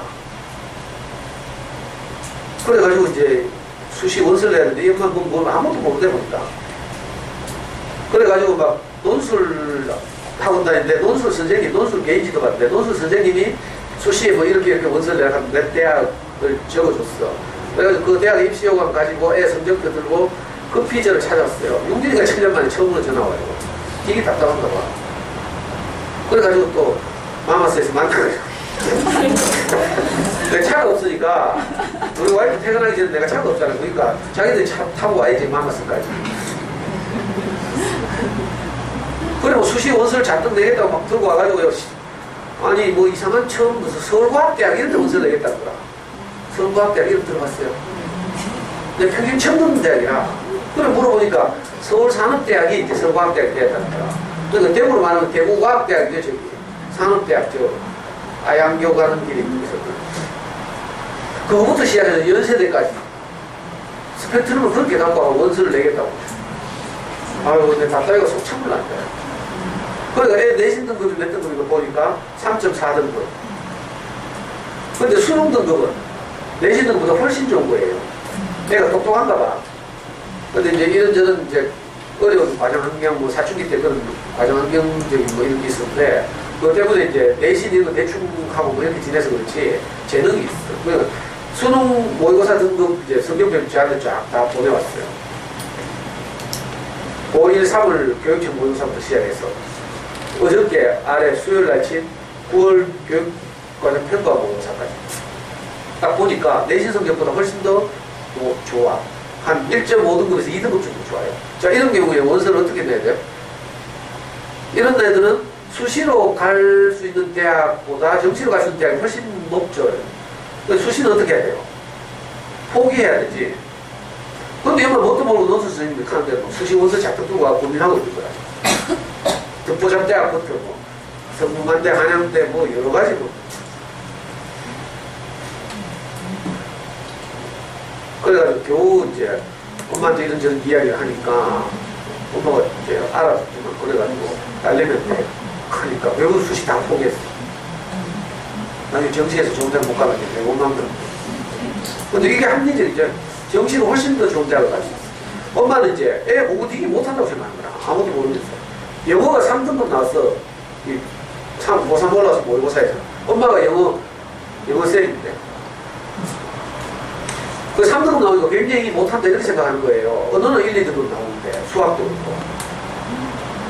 근데 얘가 영어가 3등급 나왔어. 왜 이렇게 해요? 엄마는 모르지. 원래 수능만 수준별 수능을 치거든요. 영어를 A형과 B형을 선택한 적도 있어요. A형은 쉬운 수능, B형은 어려운 수능이다. 그러니까 공부 못하는 애들이 전부 어디 갔어요? 쉬운 수능은 다 도망간 거라. 그러니까 공부 잘하는 애들끼리 모여가 시험을 치니까 등급이 당연히 떨어질 수밖에.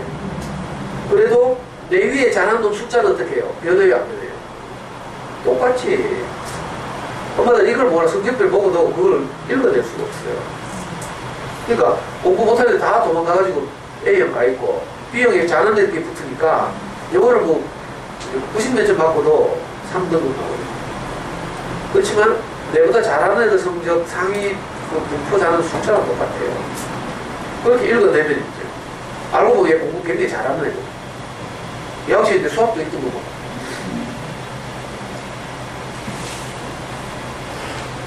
그래가지고 그 다음날 제가 애한테 전화를 했어요. 엄마가 돈 벌라 그래요. 그 고3짜리 애인데 옛날에 초반에 다 봤나 몰라. 그래 일부러 난 기억이 잘 안 나지만 하여튼 바닥했어요. 아저씨가 네 초등학교 때 봤는데 벌써 이렇게 고3이 되면 참 신기하다. 애한테 네 진짜 공부 잘하네 하면서 어려운 그 사춘기를 지나면서도 이렇게 어젓하게 잘 자라서 너무 기특하다고 계속 뭐 칭찬하고 사탐 때문에 쫄더라고. 사탐 2과목을 치는데 2과목이 다 1, 2등급 될 자신이 없다 하면서 하나는 생활고 1, 2인데 이건 1등급 받는데 나머지 하나가 뭐더라? 사회문화를 4등급 받는. 야, 그래 두려워할 거 없다 그러면 하나는 대충 치고 하나만 잘해라. 왜냐면 수능에서 사탐 2과목 치지만 실제로 대학이 요구하는 것은 한 과목뿐이에요. 서울대학만 2과목을 요구해요. 근데 이미 그 과목은 안정적인 1등급 받고 있으니까 네가 쫄을 게 없지 않냐. 정 겁이 나면 메가스 들어가서 인강 들으라. 그 체계적으로 들으면 앞으로 6, 7일 남았기 때문에 얼마든지 안정적인 성적을 확보할 수 있다. 하니까 얘가 되게 좋아요. 이제 이건 구체적 입시 요강과 관련된 문제인데. 그러니까 엄마들이 뭘 잘 모르고요. 법원에서 막 대충 엄마들 이야기 듣는 거야. 어떻게 들어요? 야, 요즘 수시는 수시는 모집 인원이 많아졌고 정시는 점점 모집 인원이 줄어들고 있다. 그러니까 엄마가 쫄아가지고 그래서 수시에 무조건 가야 된다. 애는 실제로 수능을 훨씬 더 잘 치는데 이런 말은요, 엄마들끼리 동네 살마다 전부 함정이 숨어 있어요. 정확하지 않고 논리적이잖아. 수시에서 이거 늘어나죠, 정원이. 그러면 공부 잘하는 애들이 수시에서 합격할 확률은 어때요? 같이 늘어나죠. 그래서 정시에서 모집인원이 줄어들어도 수시에 합격한 놈들이 많이 빠져나가기 때문에 어차피 정시로 가려면 정시로 가야 돼요. 괜히 막 그런 말에 막 거둥대고 막, 성적과 상관없는 아무 데나 올 수는 있거든. 지금은 봐도 너무 어리니까 이거 좀 재밌는 게.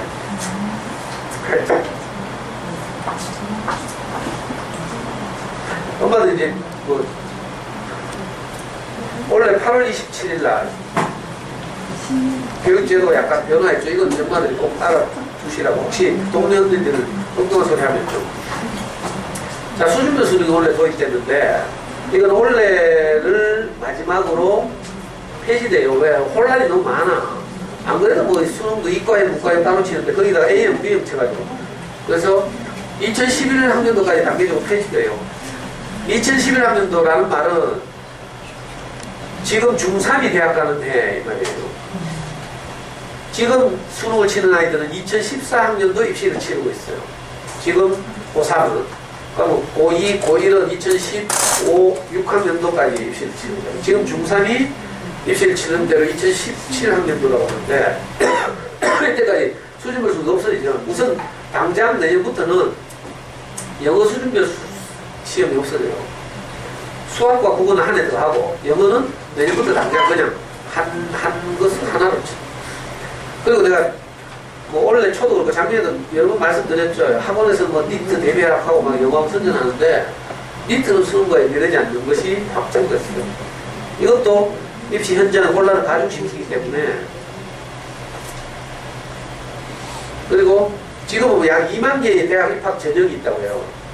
대학이 200개인데 200개 수시, 정시 이걸 또 뭐 여러 가지 요강으로 막 나눠놔가지고 복잡하죠. 근데 이것을 2017년도부터 수시 4개, 정시 2개로 나눠요. 아주 간단하게 만드는 거죠. 수시는 간단해요. 내신으로 가는 전형. 그 다음에 비교과로 가는 전형. 비교과는 예를 들어 봉사활동이나 뭐 이런 것도 있죠. 입상 실적 뭐 이런 걸로 가는 전형. 그 다음에 입학사정관 전형. 그리고 실기 전형. 이렇게 4가지. 그리고 지금은요, 이 4가지 전형을 막 섞어가지고 해요. 근데 이렇게 섞지 말라는 게 교육부의 권고라. 내신 전형은 내신으로만 주로 뽑고 이런 식으로. 특기만 본 것 같으면 특기만 보고요. 실기 전형은 미대나 체대 같은 데 수시에. 정시는 딱 하나예요. 수능 전형 하나 하고 실기 전형 하나 하고 이렇게 2가지. 근데 이 대입 전형 간소화 방안은 지금 이제 공청회를 열고 있죠. 교육부가. 어제도 공청회 했는데 공청회를 통해서 있어요. 확정하겠죠. 확정하면 내년도 입시를 치를 해부터는 9월 중순쯤 되면 확정되고요. 지금 중3인 애들부터는 10월 달에 입시 정책을 확정해서 발표해요. 그래서 우리는 수시에서 이제 자꾸 지금 사립대학들이 우수자들을 뽑으려고요. 수시에서도 내신만 보거나 뭐 이런 특기만 보는 게 아니라 수능 성적을 자꾸 연결하죠. 그래서 우선 선발 전형이라고 해서 수시에서 논술을 치고 난 다음에도 연세대는 고려대 같은 경우에 수능에서 1등급을 받았다, 은수에 1등급을 받았다, 이러면 우선 선발이 되죠. 논술 실력과 상관없이 무조건 합격이 있더라. 자, 이런 방식을 이제 없애야겠다는 거죠. 수시에서는 수능을 배제하겠다는 교육부의 취지가 있습니다. 이건 엄마들 꼭 알아야 돼요. 지금 중3 때부터는 한국사를, 지금은 한국사가 사탐의 선택 과목 중에 하나예요. 사탐에 11과목인가 있는 선택 과목 중에 하나인데, 지금 중3부터는 어떻게 하는가 하면, 사탐에서 아예 분리해서 언수외처럼 하나의 독립 과목이 되는 거죠. 필수 과목이 돼요. 국사 공부는 열심히 해놔야 돼요. 어릴 때부터. 책 많이 읽고. 그래서 이것 때문에 지금 시끄럽죠. 나머지 사탐 선생님들이 데모하고 막 이러고 있어요. 자, 이 정도. 이게 이제 방학 동안의 교육 뉴스 중에서 가장 핵심이지. 오늘은 이제 오리엔테이션이니까 이제 마지막으로 이번 학기는 아까 말씀드린 것처럼 제가 이제 특별한 일이 없으면 12월 둘째 주까지, 미국으로 가게 되면 11월 둘째 주까지 주어진 시간 동안 어머니들 만나는데, 이번 학기는 뭘 하는 거냐면, 제가 이번에 연수를 가서도 이제 새롭게 작업을 받는데, 대구 교육의 지표가 뭔지 모르죠. 우동기 대구시 교육감이 당선된 후에 뭐 자살 막 이런 게 막 대구 좀 시끄러웠잖아요. 언론에 많은 보도들. 그래가지고 이 교육감의 교육 정책이 뭔가 하면 행복이거든요, 행복. 아이들 막 고소교육 이런 것들은 주로 입시 스트레스 때문이다. 이거 이제 좀 완화하기 위해서 이제 내부 교육 정책의 핵심이 행복 교육이에요. 그래서 교육감이 나서 특강하는데 대구 행복 교육이란다. 그래서 행복 학교가 만들었죠. 13개인가 17개가 만들었어요. 제일 유명한 건 가참 행복 초등학교고, 저기는 외국어 행복 특성학교니까 구마다 다 있어요. 행복 초등학교가 각각의 특성이 다 있고. 그렇고 중학교 2학년들에게 행복 교과서를 가져다가 수업을 하죠. 난 처음 알았는데 이번에 서울대학교 행복연구센터라는 데가 있더라고. 거기서 중학생을 대상으로 교과서를 만들었어요. 행복 교과서. 그리고 이걸 대구에서 막 다른 데서도 하지만 이거 막 사다가 중학교 2학년들 대상으로 행복 수업을 하더라고요. 이게 이제 제가 이번에 처음 들은 이야기예요. 그래서 제가 재빨리 주문해가지고 행복 교과서를 내가 사다가 여기 있잖아요. 행복 교과서.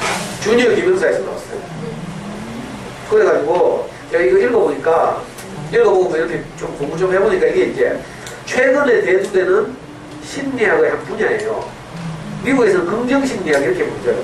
들어봤어요? 긍정심리학 해가지고 이제 전에는 전통적 심리학은 어떤가 하면 프로이트나 이런 분들이 주로 인간의 내면 안에 있는 어릴 때 뭐 이렇게 저렇게 한 뭐 이런 부분들 있죠. 인간의 부정적인 부분들, 우울, 뭐 어릴 때 받은 상처, 트라우마 뭐 이런 것들 있죠. 이런 데 주로 주목해서 이런 부분들 어떻게 해결할 것인가, 상담할 것인가 뭐 이런 부분에 주로 주목해서 이 심리학이 발전해 왔대. 그런데 최근 이제 이 심리학의 새로운 경향으로 또 오는 것이 긍정심리학이에요. 근데 보니까 이 책이 이 긍정심리학의 성과를 모아놓은 거예요. 미국의 아이비리그 가면 학생들의 가장 인기 있는 강의가 셰리 때, 아이비리그 하버드 대학에 2개가 있고 예일 대학에 하나가 있다는데 학생들이 가장 인기 좋아하는 강의, 그 중에 1위가 정의란 무엇인가, 저스티스, 정의에 대한 강의. 왜 우리나라 말로 번역돼가지고 베스트셀러 됐죠. 이건희도 있고 정의란 무엇인가라는 강의.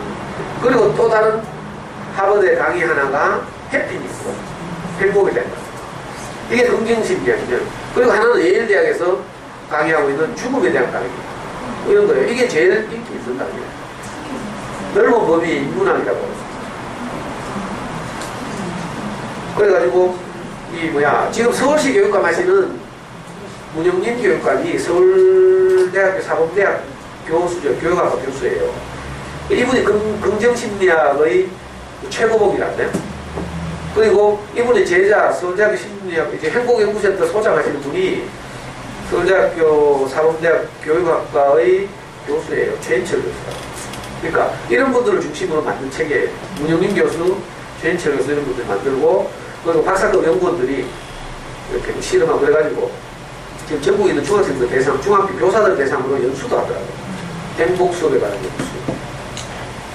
그래가지고 제가 이번 학기에는 이 책을 교정해서 행복이란 무엇인가를 주제로, 저는 지금까지 행복을 이제 제 경험에 입각해서 이렇게 말씀드려왔죠. 그런데 이제 좀 학문적 긍정심리학을 공부하면서 이제 직접 실습도 좀 하고, 이건 실습도 하고 이렇게 리액션, 아니 내용도 괜찮아요. 보니까 이게 전체 10개 챕터로 돼 있어. 한 10번 정도면 마무리될 수 있는 강의예요.